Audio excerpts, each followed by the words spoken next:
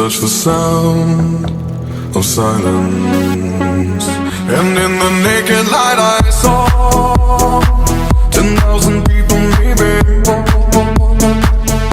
People talking without speaking, people hearing without listening, people writing songs that voices never share, and no one dared disturb the sound of silence.